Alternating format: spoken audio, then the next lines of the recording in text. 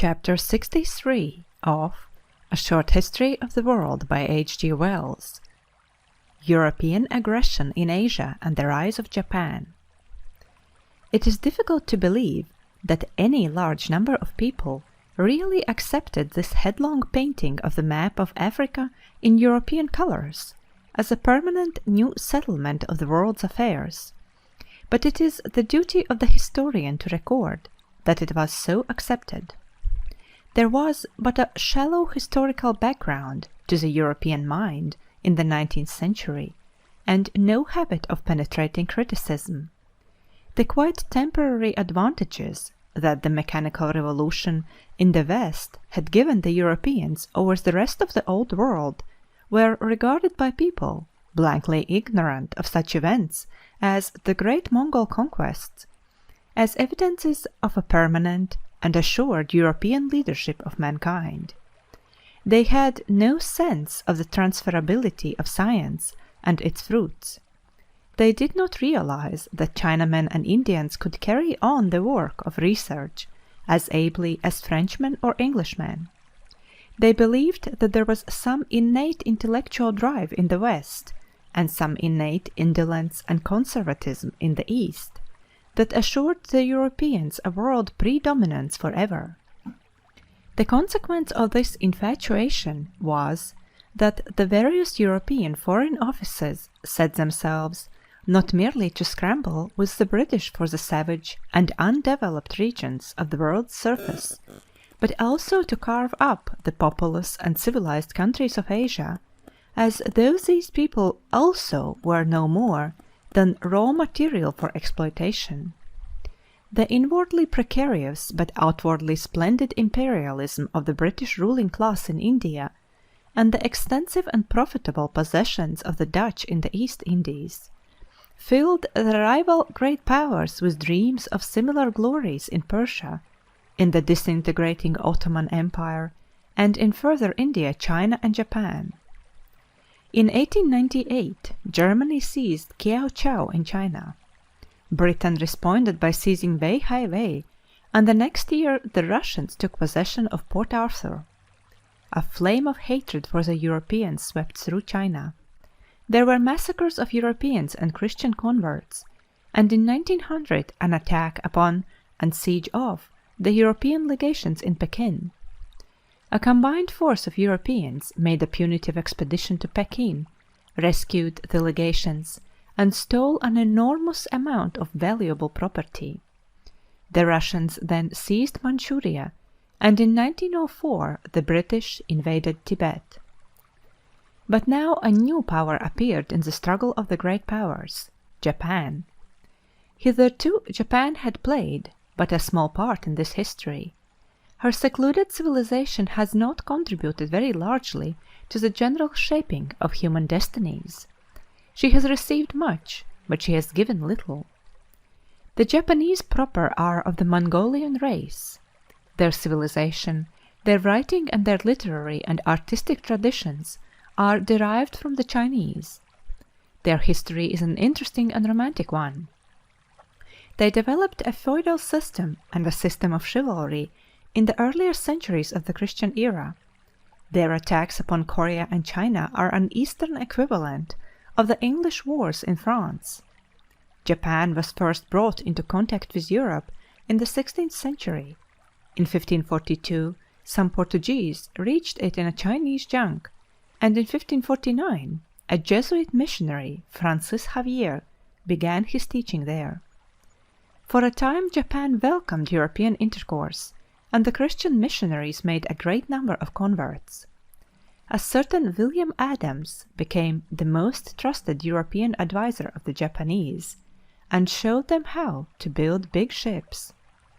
There were voyages in Japanese-built ships to India and Peru. Then arose complicated quarrels between the Spanish Dominicans, the Portuguese Jesuits, and the English and Dutch Protestants, each warning the Japanese against the political designs of the others. The Jesuits, in a phase of ascendancy, persecuted and insulted the Buddhists with great acrimony. In the end, the Japanese came to the conclusion that the Europeans were an intolerable nuisance, and that Catholic Christianity in particular was a mere cloak for the political dreams of the Pope and the Spanish monarchy, already in possession of the Philippine Islands. There was a great persecution of the Christians, and in 1638 Japan was absolutely closed to Europeans, and remained closed for over 200 years. During these 2 centuries, the Japanese were as completely cut off from the rest of the world as though they lived upon another planet. It was forbidden to build any ship larger than a mere coasting boat. No Japanese could go abroad, and no European enter the country. For 2 centuries Japan remained outside the main current of history. She lived on in a state of picturesque feudalism, in which about 5% of the population, the samurai or fighting men, and the nobles and their families, tyrannized without restraint over the rest of the population. Meanwhile, the great world outside went on to wider visions and new powers. Strange shipping became more frequent, passing the Japanese headlands. Sometimes ships were wrecked and sailors brought ashore. Through the Dutch settlement in the island of Deshima, their one link with the outer universe, came warnings that Japan was not keeping pace with the power of the Western world. In 1837 a ship sailed into Yedo Bay, flying a strange flag of stripes and stars, and carrying some Japanese sailors she had picked up far adrift in the Pacific. She was driven off by cannon shot. This flag presently reappeared on other ships. One in 1849 came to demand the liberation of 18 shipwrecked American sailors. Then, in 1853, came 4 American warships under Commodore Perry and refused to be driven away. He lay at anchor in forbidden waters and sent messages to the 2 rulers, who at that time shared the control of Japan. In 1854 he returned with 10 ships, amazing ships propelled by steam and equipped with big guns, and he made proposals for trade and intercourse that the Japanese had no power to resist. He landed with a guard of 500 men to sign the treaty. Incredulous crowds watched this visitation from the outer world, marching through the streets. Russia, Holland, and Britain followed in the wake of America. A great nobleman whose estates commanded the Straits of Shimonoseki saw fit to fire on foreign vessels, and a bombardment by a fleet of British, French, Dutch, and American warships destroyed his batteries and scattered his swordsmen. Finally, an Allied squadron, 1865, at anchor off Kyoto, imposed a ratification of the treaties which opened Japan to the world. The humiliation of the Japanese by these events was intense. With astonishing energy and intelligence, they set themselves to bring their culture and organization to the level of the European powers.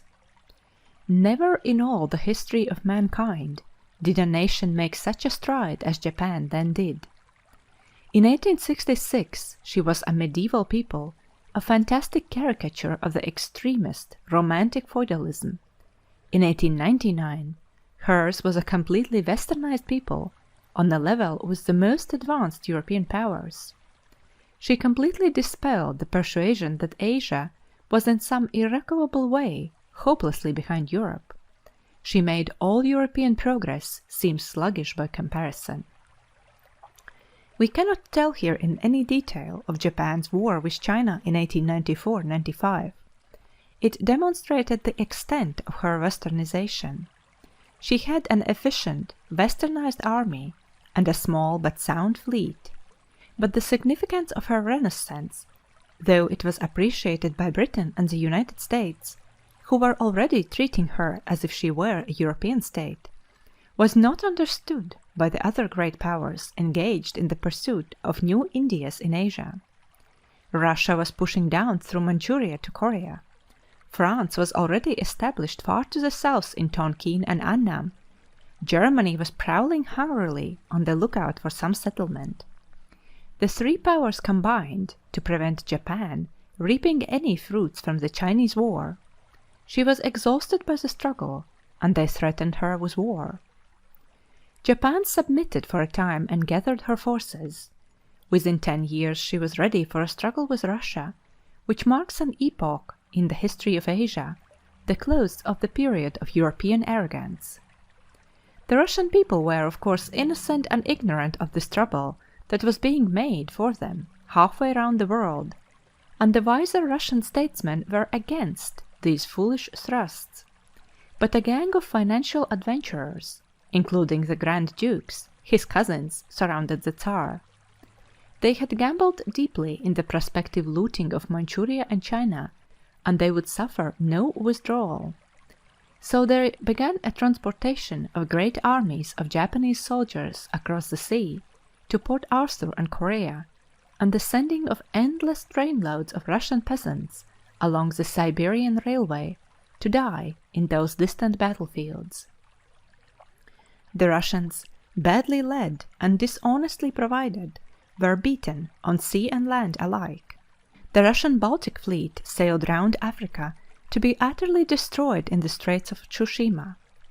A revolutionary movement among the common people of Russia, infuriated by this remote and reasonless slaughter, obliged the Tsar to end the war in 1905.